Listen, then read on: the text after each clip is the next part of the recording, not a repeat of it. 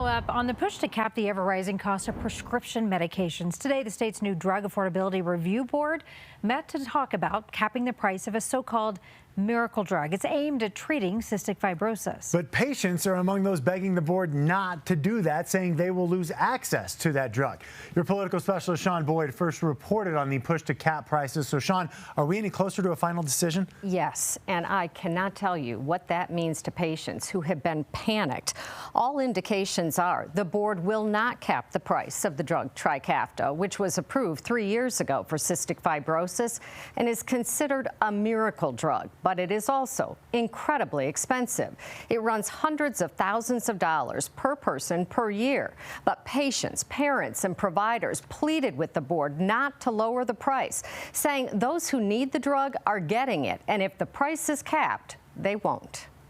Now we will move to the first draft affordability review results discussion, and this is going to be for Trikafta. The Drug Affordability Review Board was less than an hour into its review of the cystic fibrosis drug Trikafta when one board member suggested they pull the plug and take the miracle drug out of consideration for a price cap. What would be the harm, and I don't know this answer, of excluding further research based on overwhelming data? It was in that moment a wave of relief washed over patients like Hannah Pfeiffer, who say Trikafta should have never been considered in the first place. I think it's so disappointing that we're to this point. For months, she and other CF patients have begged the board not to cap the price of the life-saving drug, fearing the manufacturer would pull it from Colorado. They told board members it has changed their lives in ways they never thought possible. I have dreams and goals now that I never would have had just 3 years ago.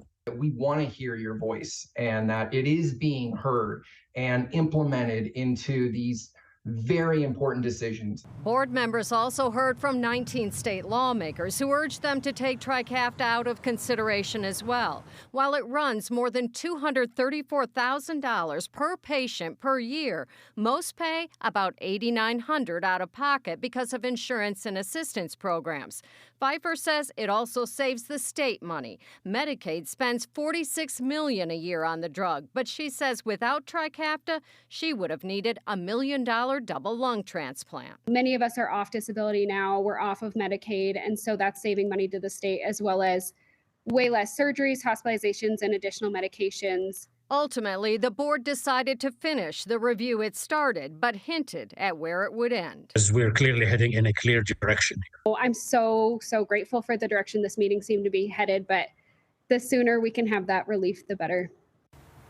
Pfeiffer says she's concerned if Colorado caps the price of Trikafta, other states with drug affordability review boards will follow its lead, and Trikafta could be difficult to access in the U.S. as it is in some other countries. The board's final decision could come by the end of the year, but will likely come early next year.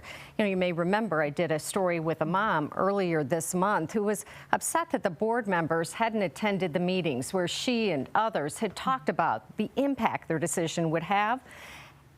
The board clearly heard from them and says it's going to change that going forward. Yeah. All right, Sean, thank you so much for your reporting. We appreciate it.